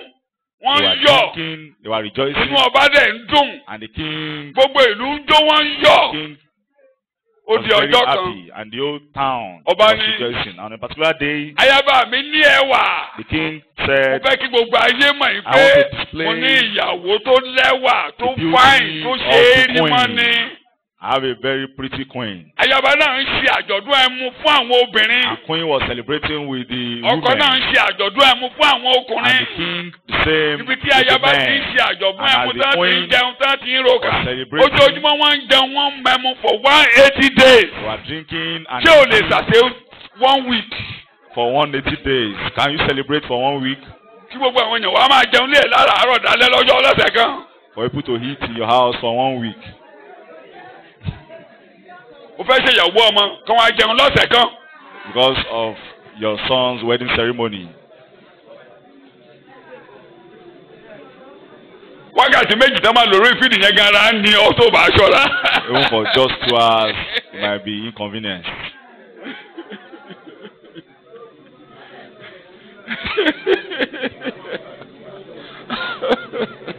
Ṣé o dẹ̀ mọ̀ pé bàbá mi ń ṣe oúnjẹ ọ̀sẹ̀ kan nígbà tí mo ṣègbéyàwó nílùú wa?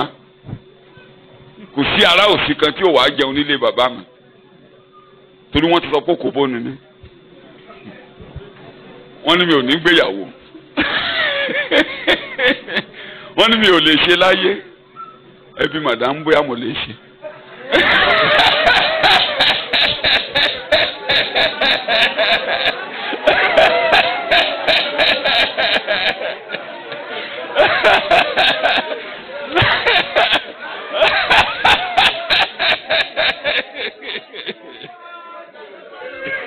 Yẹ̀yẹ́ náà tù. Gbogbo ìdáyé ń sọ nípa rẹ̀ má jẹ́ kó mì ọ́. Don't be disturbed by what the world is saying concerning you. Kò tún tẹ̀ ní sọ nípa rẹ̀. There's nothing they can't say. Wọ́n ní kò lè ṣe rere láyé. That you can't succeed. Àwọn kẹ́tẹ̀ ní láyé mi ò lè ṣe ohun tó dáa. He said can never Mi ò lè ṣe gbéyàwó. can never get married. Wà wá máa bànújẹ́ torí ìyẹn. You can't stop Ṣọ́lọ́run ló yourself because of sọ̀rọ̀. that. Was that spoken by God? Mo ní ṣọ́lọ́run ló sọ̀rọ̀. Was that spoken by God? Mo ti sọ lójú yín rí.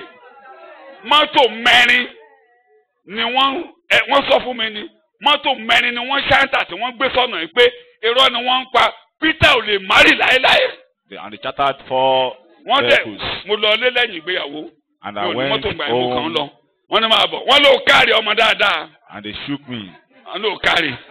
Wọ́n ní àwa ajẹ́ amú. Wọ́n ní wò wá. They wine àgbà kò lè márì láyé. And they told him that we never believed that you can get married. Nígbà tí àwa gbọ́. And when we had. Mọ́tò mẹ́rin làwa kó sọ́nà. We brought 4 a fẹ́ lọ wo irọ́. That I want to go and watch live. Ṣùgbọ́n ajẹ́ amú ayọ̀ we wine and dine. Yẹ̀yẹ́. Ta ló sọ̀rọ̀? Who is? Tọ́lọ́run bá sọ̀rọ̀ ní pàtàkì. Ohun tí èèyàn sọ bẹ́ẹ̀ kò ní ṣe lórí ayé. Whatever any man is saying cannot be freed upon my life. Whatever any man is saying concerning me cannot come to pass. Mo lè ní lárí, wòlíì ló sọ pàjọ́ rẹ̀ ò ní já sí rẹ̀. Ayé ló sọ fọ̀rọ̀ rẹ̀ ò lè nítumọ̀ o. Kíyèsí Ọlọ́run kò sọ bẹ́ẹ̀. Ni mo gbàdúrà. In Jesus' name I prayed. Wọ́n máa mẹ́mú lọ o. And the wine and ní kábíyèsí wá ní wá fi ẹwà rẹ̀ hàn. And King told Queen Vashti to display her beauty. Màdámù ní And the queen was embarrassed. Àbí màdámù ní ògógóró ló balẹ̀ kábíyèsí. The request of the king. Tí ò bá yó kémi wá jáde.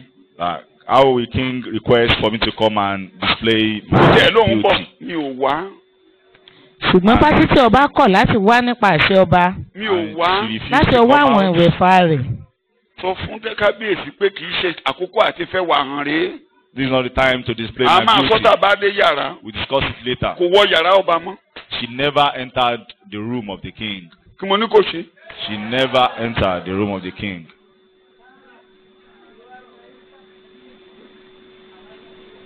Wọ́n mẹ́mú lọ.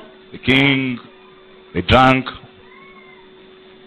Ìbànújẹ́ bá ọba.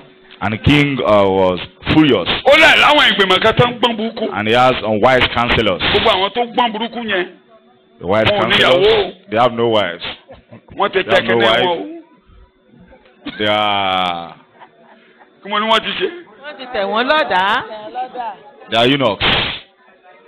Eléyìí tí tíyàwó Fáyẹmí ní ká máa ṣe lẹ́kìtì fún àwọn tó bá réèpù mo ní gbogbo àwọn tó wà níbí ló yẹ ká ti tẹ kóró pọ̀n wá lọ́kùnrin. And this torí was oníṣekúṣe ni gbogbo recommended by the wife. àwọn ọ̀dọ́ díẹ̀ ni òṣèṣekúṣe lọ́dọ̀ oníṣekúṣe ni ọ̀pọ̀lọpọ̀ ọ̀dọ́. And most youths. réèpù tó gbáyé kan yìí. And this rape. ọ̀pọ̀lọpọ̀ ẹ̀tàn la fi máa ń wo obìnrin nígbà tẹ́ ẹjọ́ dọ̀. And you coin different methods. ó yẹ kán tẹ kóró pọ̀n yín láti gbà yín. And some must have been made eunuchs since then. ẹni tó sọ nǹkan sínú bí àfọ́bìnrin tọ́bìnrin mú tó tó tí ó kò tó wà kí ló ṣe yẹn. Someone has committed rape. ẹ bèrè lọ́wọ́ àwọn ọmọbìnrin tó jọ̀dọ̀ rí táwọn ọmọkùnrin bá ṣe ṣé fínúfíndùn lẹ́ fi yọ̀ǹda fáwọn ọmọkùnrin tó bá yín ṣe. ó kàn ń gba ayé kan ní ó kàn jẹ́ pé ìgbà míì wọ́n ní fagídí mú yín mọ́lẹ̀ wọ́n á fi ẹ̀tàn tàn yín wọlé. With different methods. wọ́n bá ti fi ẹ̀tàn mú yín gbére bí àwàdà wọ́n á ní kẹ́ máa jẹun before you know it. You eat. wọ́n ti bẹ̀rẹ̀ sí í ṣe nǹkan tí ò yẹ kán ṣe ìgbà tó o wà á ní jà o yọ̀ǹda o màmá yọ̀ǹda. Not willfully. ọ̀pọ̀lọpọ̀ ẹ̀yin obìnrin tó jẹ́ pé wọ́n tẹ̀ yín lógo nígbà tẹ́ wà lọ́dọ̀ ẹ rántí ṣé o màmá yọ̀ǹda pé ẹ máa bẹ̀ wá ṣe ni. By rape act. ẹni tó ṣe yẹn ó yẹ kán tẹ̀kẹ́ ní ẹ. And certain person should be made a eunuch. ta ló máa kù sáyé. yẹyẹ àwa táwọn ń lọ ilé aṣẹ́wó gan yẹ kán tẹ̀kẹ́ ní ìwà tó ń lọ ilé aṣẹ́wó yìí kán tẹ́ ló ẹ̀ kàn máa rí wọn máa tètè kútó tá máa ń sàmì ẹ̀ṣẹ̀ ta ló máa kù tó máa dúró. If the symbol of sin. àníkẹ́ bá Jésù pàdé. Nobody can stay, can stand. kí má ṣe àfàrò Jesus be wọ́n ti met. kó àwọn ìgbìmọ̀ jọ. And they brought out the councillors. wọ́n ní ẹ jẹ́ ká yọ ọ́ ní àyàbá. And the councillors wọ́n ní ìwà tó múlò yìí. A remover. nǹkan táwọn ìgbìmọ̀ bá fẹ́ gbà wọlé nìyẹn wọ́n ní ìwà tó múlò yìí. The councillors advised the king. tí ó bá dé gbòòrò. That if people get to hear of this report. nǹkan táwọn bẹ́ẹ̀ ni olórí sọ nìyẹn. That's what we tell the leaders. tẹ́ ẹ bá ṣe wà ó ní tó bá ti dé gbòòrò. That when people get to know. gbogbo àwọn obìnrin yòókù wọn ò ní gbọ́ tọkọ wọn mọ́. That all women will not listen to their husbands. kátà fi bẹ́ẹ̀ ni olórí sọ̀rọ̀ ni. I will talk to leaders. ẹ̀yin ìyàwó alàgbà ẹ̀yin olórí gbogbo. The wife of elders. tẹ́ ẹ bá ti misbehave ẹ ti kó bọ́mọ yín. And when you misbehave, you've caused havoc. tó bá ti ṣépè ilé ọkọ rẹ. When you curse your husband and and you are already teaching the daughter what tó bá ti ń na ìyàwó rẹ. when you beat your ọmọ wife, rẹ á ṣe jù bẹ́ẹ̀ fún ìyàwó rẹ. your son will do likewise to the tó bá wife. ti ń tojọ́ ìyàwó rẹ ní búburú fáwọn ọmọ. And when you nǹkan discuss tó máa tí ọmọ yẹn máa bad ṣe way, nílé tó bá gbéyàwó lòun kọ́ yẹn. you're only teaching. gbogbo ìwà tó bá ti ń wù sọ́kọ nínú ilé Whatever òun kọ́ is your ọmọ behavior, lẹ́dọ̀ọ́lá. you are teaching, you are laying a legacy. ẹ kúkú mọ̀. And you don't know. ẹ mọ̀ bẹ̀tọ̀ àníkẹ́ má jà. I'm not saying you should not fight. Have a reason ó ní to bá ṣe quarrel. jà nù lé. There is a way to nípa quarrel. kì í ṣe pé mo jẹ́ èèyàn tó mi ò sọ pé mo pé o bẹ̀ kò sí ọmọ mi kan And tó lè now, ní ọ̀rẹ́ mi ìyàwó mi pé a sọ̀rọ̀ síra rí kì í ṣe my children, lílù ọ̀tọ̀ pé a kàn sọ̀rọ̀ síra I've rí seen us quarrel before. torí ṣe ló máa tì mí mọ́ yàrá We lock adé ìlú kọ́kọ́rọ́ ourselves sílẹ̀ in the room a ní bọ̀dà Peter là máa tójọ́ sí mi létí mi náà máa ní sista Fóyèkẹ́ and we quarrel. yàrá la ti ń jà bàbá rẹ̀ ti bọ́ síta ọmọ kan ò ní mọ̀ nígbà tá a ti. And it's not they shouldn't know. in the knowledge of tí wọ́n mọ̀ bá ti children. fẹ́ra ni tó bá tún dàrú kí ló kàn wọ́n kí ló kàn mọ́ and it's none of kí their ló kàn mọ́ business. kó kàn wọ́n.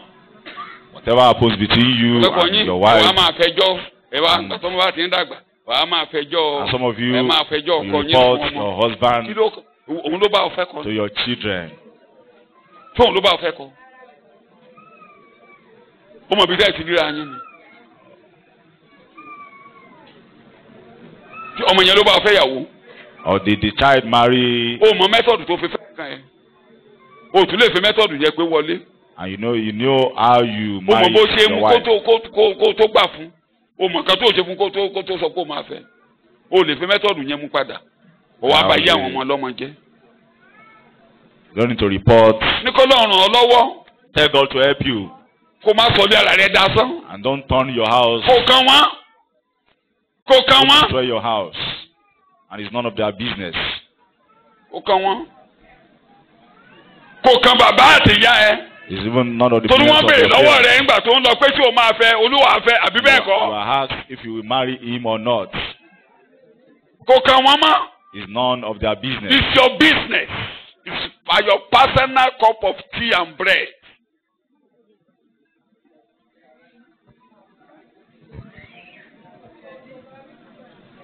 Bàbá bí ọ ṣòro kó wà manage ọmọbìnrin.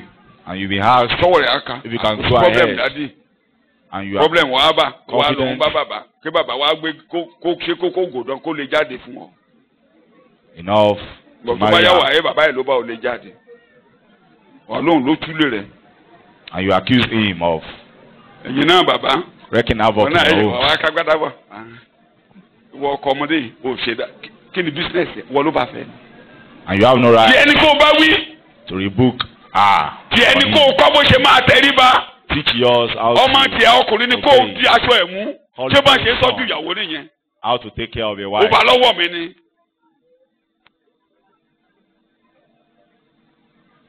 Kan níyàwó ọmọ mi ṣe kíní kan is not my àwọn kan tí ẹ jẹ́ kí n gbọ́ kò fún tó kàn mí is their personal business. Ẹ pẹ̀lẹ́ eléyìí tó bá yẹ ká fẹ́ àdúrà ràn yín lọ́wọ́ ká fi ràn yín lọ́wọ́. And you help them in prayers.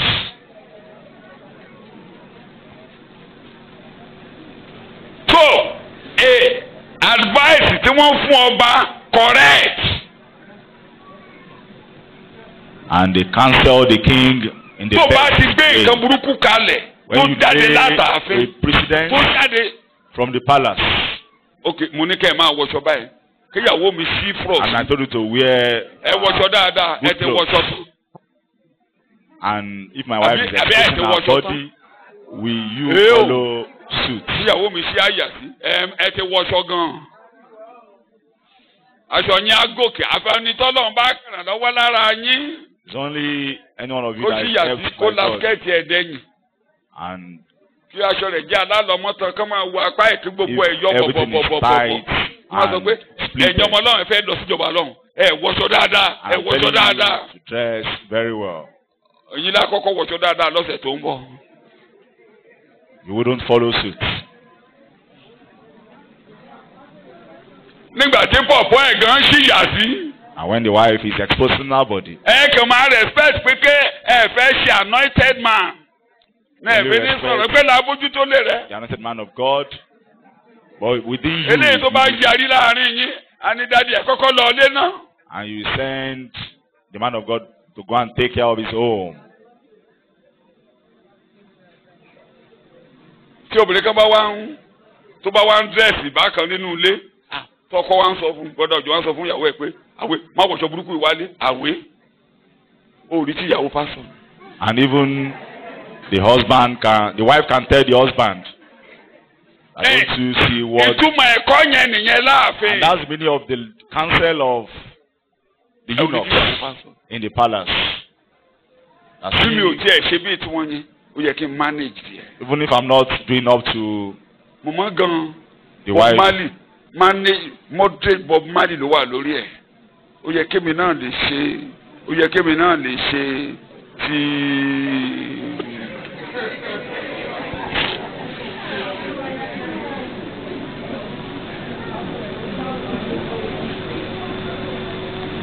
Àti ọba àgbélé ẹ̀jẹ̀ ká máa kápẹ́ lálàyé àbí kí ṣe túmọ̀ ẹ̀rẹ́ ni.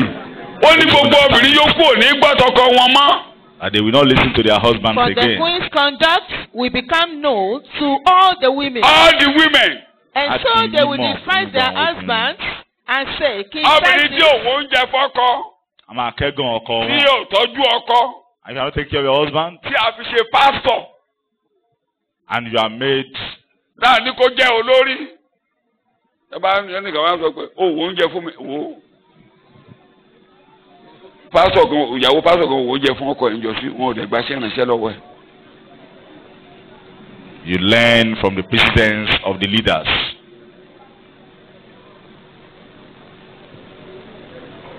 Fún ẹ̀yin màdámù àti ẹ̀yin bọ̀dá. Ẹ bójútó lé yín o. Elders, Ẹ má kó bá àwọn ọmọ àgùntàn tí ó mọ̀wọ́ tó mọ̀wọ́ tó ẹ̀ṣẹ̀ ń bọ̀ nù ṣọ́ọ̀ṣì. not to cause havoc Gbogbo ẹ̀yin for the mọ̀mọ́ shepherds. ẹ̀yin mọ̀mọ́ tó wà lẹ́yìn mi yẹn tẹ́ bá ti fẹ́ kéṣẹ́ ẹ̀ tẹ̀síwájú ẹ̀yin bàbá tó wà lẹ́yìn mi dáadáa yẹn ẹ padà all lọ the lé. men of God, all the Tẹríba elders, fọ́kọ. Ṣé tí ilẹ̀ fẹ́ mu? Ṣé búrẹ́dì lẹ̀ fẹ́? take Ẹgbẹ́ ayẹyẹ care mọ́. of your husband. Bí ò fowó sílẹ̀, ná.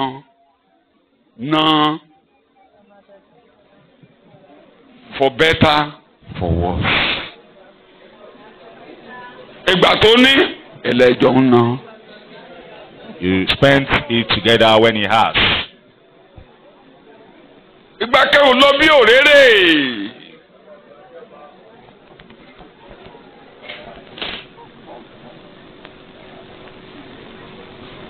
Ẹ̀yin bọ̀dá.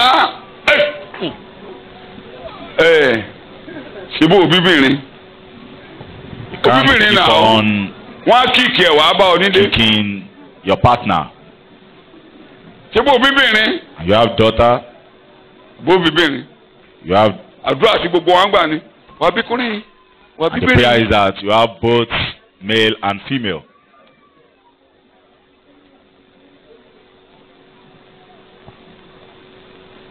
Ó tiẹ̀ lè ti ṣe tiẹ̀ kó o mú jẹ́. Ó máa kíkì ẹ̀. Òbí kìkùnrin. Òbí kìkì ọkùnrin. Omi kíkì ẹ̀. Omi kíkì ẹ̀. Yẹ̀yẹ̀yẹ̀yẹ̀ máa kíkì ẹ̀ lọ. You are beating Tí ẹgbàgbà tó máa tiẹ̀ bá máa kíkì. Ìyàwó tiẹ̀ ti ní sùúrù. Ẹ̀yìn ọ̀dọ́dẹ́ òní ò ní sùúrù. Tó bá kíkì á fún ẹ ní bàkán padà. Your child might suffer. Kódà àwọn obìnrin òde òní wọ́n á dì ẹ̀ mọ́ bẹ́ẹ̀dì wọ́n á nà ẹ́ dáadáa. Even the current Láwọn obìnrin òde òní now, wọ́n á nà ẹ́ dáadáa. they will beat your son Torí bó bá mu bí àwọn á mu pẹlẹbẹ. because both of you are taking alcohol. Yẹyẹ. Orúkọ náà máa olórúkọ tó ń pe gbó wọn ìpè ní gbó. As the name, Ẹ o.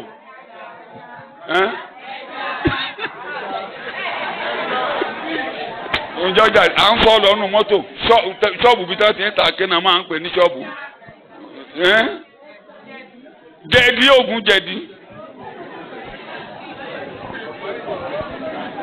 Jẹ̀dí.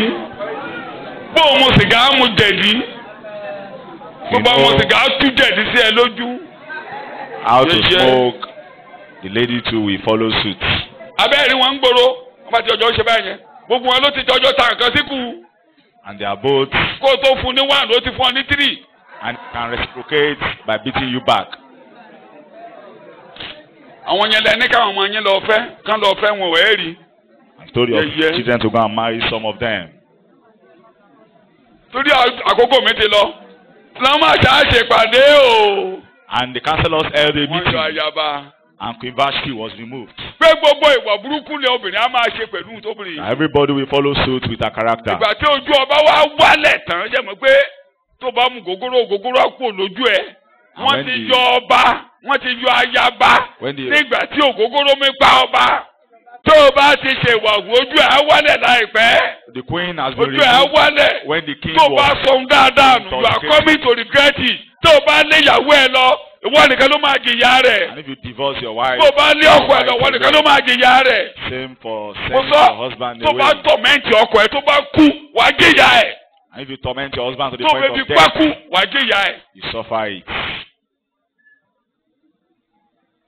Ojú ẹ̀ á wálẹ̀, ògógóró ń pa ọ́n sí. You are intoxicated currently, Ìwọ erùpẹ̀. and you are boasting. Ojú ẹ̀ á wálẹ̀ láìpẹ́, yẹ̀yẹ́. Kó tọ̀mẹ́ǹtì obìnrin kó lọ. Obìnrin pọ̀ sí gbòòrò, wàá mọ̀ ìkó sọ̀yàwó nù. And if you torment your Wàá mọ̀ ìkó wife sọ̀yàwó nù. to the point of leaving, Wàá mọ̀ ìkó sọ̀yàwó nù. you Kéré regret mọ́dé. it forever. Wàá sọnù gbé. You keep on Lọ playing bí with wọ́n ń it, gbòòrò. you lose, Àwọn tó sọ àkọ́fẹ́ ìyàwó wọn sọnù. Wọn ò bá mọ́. lost their Wọn ò first bá wife. mọ́. Wọn ò bá mọ́.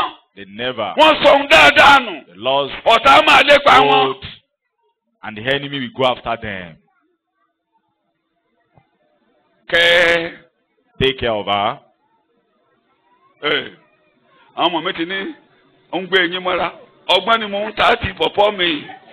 And you take care of her. Kó mọ̀ mọ̀ lọ mọ́ mi lọ́wọ́ o.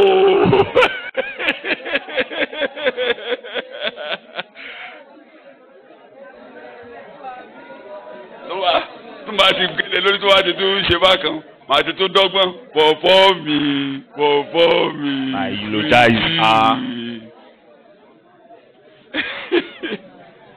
Yẹ́yẹ́, ẹ kò sẹ́ni tó lè tún ṣèyàwó mi. Nobody can replace her and behave like her. Because she's irreplaceable to me. Go see. Tó bá lọ mọ́ ẹ lọ́wọ́. And if you lose Tó bá kú. if you are to die, you'll be in trouble. Keep on complaining about her. And if you have to go, I'll be moving from one to another. Tọkùnrin bá wicked ẹ ní sùúrù. Yorùbá ló sọ bẹ́ẹ̀. Wọ́n tẹ̀ máa ń sọ kí mi sọ bẹ́ẹ̀ Èkìtì. Ọ̀rọ̀ kọ́ tuntun ọ̀pá àlòkù èṣí nù. Àlòkù èṣí àgbéjọ́ kan lára rẹ̀ o.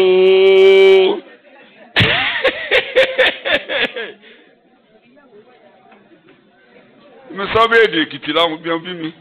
Ẹ má bínú o. Ẹni tó rí ọkọ tuntun tó sọ old o. To force you and lose the old one. The old you will know where you kept. You now see another woman. You say this pawpaw is now sweetie. Also, yawo gidinu. Why get kai? You regret losing. Ma worry. Somebody treat you best. Ma worry o. And don't bother when you are treated like that. Ma do aye e bodo se ko e. Just sing. That's my language. Just sing. Continue living in God's presence. Your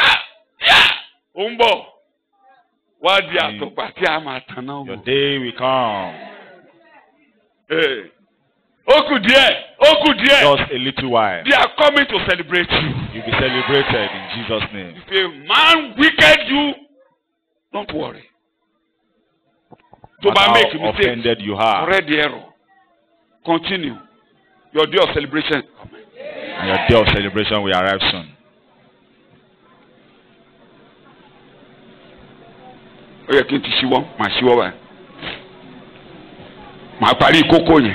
I complete. Nígbà tí ojú kábíyèsí wá wálẹ̀ tán. And when the king later was when appeased, the anger of King Xerxes had subsided, mo ojú mo gbé mi lọ nìyẹn má bínú bẹ́ẹ̀ kọ́ ṣe máa ń ṣe lọ́wọ́ mi nìyẹn nígbà tó Ọlọ́run bá ti fẹ́ bá yín sọ àwọn kókó kan ni mo máa ń yà bàrà bẹ́ẹ̀. God wants to instruct you on some important things. Ẹ rí i pé mo máa ń yà bàrà bẹ́ẹ̀. And I digress sometimes. Orí plan yẹn bẹ̀ máa parí ẹ̀kọ́. I will end up the sermon on the plan. Tọ́lọ́run ní fún ọ. The plan God has for you. Ṣùgbọ́n nígbà tí ògógóró kúrò lójú ẹ̀. When the king Vasida. He remembered fasting. He remembered fasting. They will remember you. You remembered food. They will remember you. Amen. In Jesus' name. Lẹ́yìn nǹkan wọ̀nyí, nígbà tí ìbínú Aṣọ́ríṣẹ́ ọba wá túká. Bó o bá fẹ́ ìyàwó, ó rántí fún mi. onílẹ̀ bag tó ṣe wúrẹ́ rẹ̀ àwọn obìnrin tí òkun kọ́ńbọ̀t, àwọn obìnrin tí ò kárì, àwọn ọkùnrin tí ò kárì, àwọn ọkùnrin tí ò kọ́. He will remember you one day. Lónìí o kọ́ àrántí ẹ̀ lọ́jọ́ kan. And he will remember you one day for the good you've done. Òròbìnrin tí Jésù bá pàdé, ọkọ mélòó ló ń dó lọ́wọ́ ìkárò ìkélò ló ń dó lọ́wọ́. Ó easy ni. Already had 5 husbands. When you leave your husband and you go to another place, you will meet a man.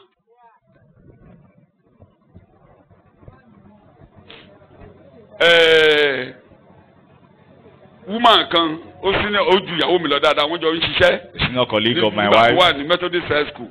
In Methodist High School. Gbogbo àwọn obìnrin á máa sọ bọ́kọ wọn ṣe burú. And everybody will keep on discussing their husband. Òun sì kéré àwọn ọtí ẹ̀ sọ̀rọ̀ ọkọ rẹ̀. And they ask her that you are not talking about your husband. Àwọn amọ̀dàmú yẹn sọ̀rọ̀ ọkọ rẹ̀ lọ́jọ́ kan. And they asked her that she's not discussing her husband. Every man, they are all brothers in Christ. And she said, all men are brothers in Christ. Ìjẹ́ ni pé èèkan ní gbogbo ọkùnrin. All men are brothers in Christ. All men are brothers in Christ. Pé ọkọ òun agbésù má gbéyọ̀.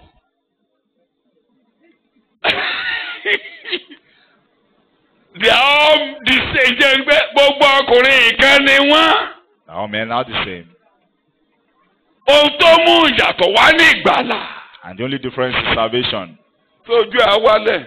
ìgbà tójú ọba wá wálẹ̀ tán ó rántí verse. The king And remembered what verse he had done, and what he had decreed about her. kò lè torí òfin mídíà ti pàṣẹ. and the laws of Media and ìyẹn wá Persia burú. that none can change. òfin tán bá ti kọ́ sí ìwé Whenever they have a kò written sẹ́ni tó máa law, rìvásì ẹ̀. nobody can reverse it. ṣùgbọ́n lónìí Jésù ti dórí ìtẹ́. And today Jesus àkọọ́lẹ̀ tí ọ̀tá kọ láti wú ayé rẹ̀ let it be the reversed. enemy will be reversed upon your life. àkọọ́lẹ̀ tí ọ̀tá kọ All the tí wọ́n sáì nínú ẹgbẹ́ òkùnkùn pé àfikún sọ ọ́ di ahoro láyé darkness. lórúkọ Jésù lẹ́ẹ̀mẹ́ta kò ní kó reverse. Jesus has reversed it. Kó reverse. Kó reverse.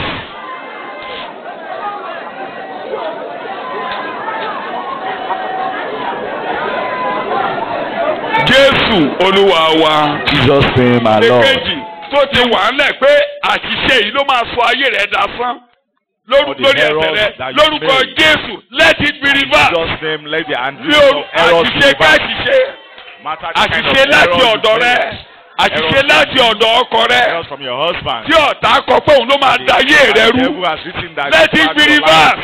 Let it be reversed. àṣìṣe lọ́dọ̀ àwọn bàbá àti ìyá rẹ̀ All the errors from your tí ọ̀tá parents. sọ pé ìyẹn ló máa ba ayé rẹ̀ Devil jẹ́ has written to let crack your it be life. reversed. Let it be reversed in the mighty name of Jesus.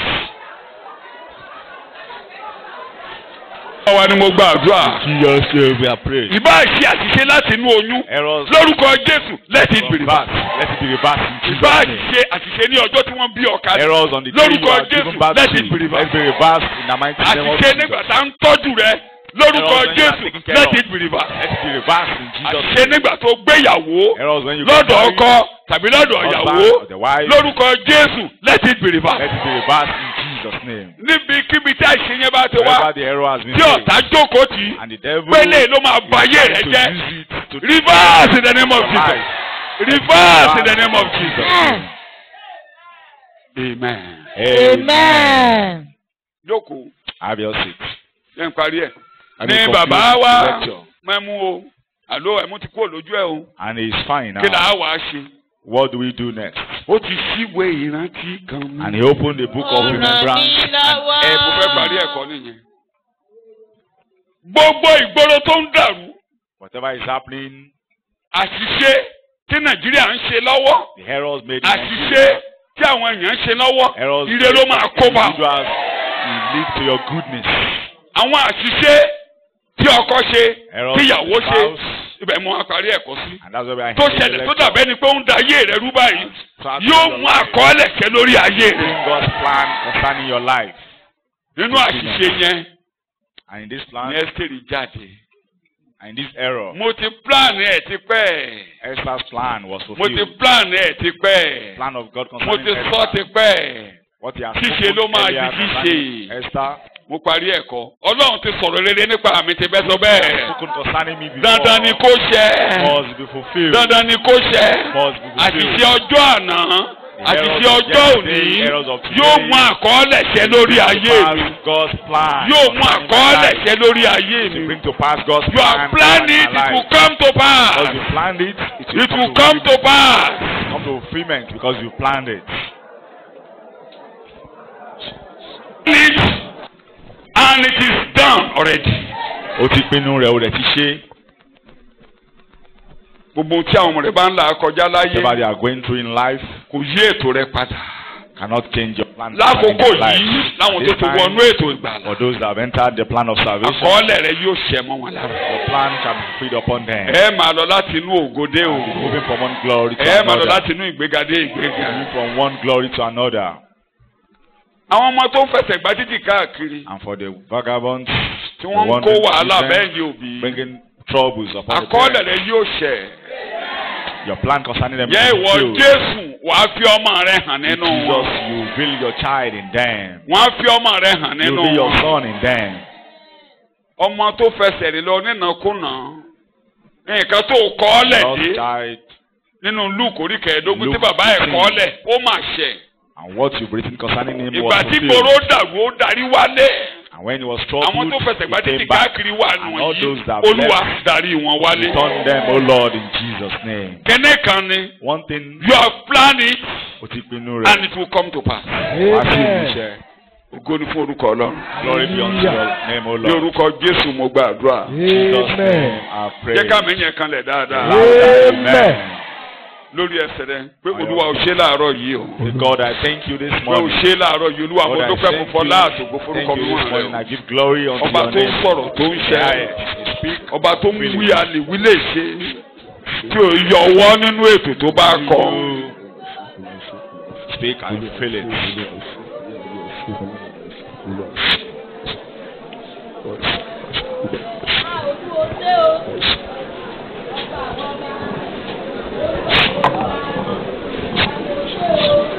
Olúwa wa ni a jọ́sìn. In Jesus' name, our Jókòó. Lord.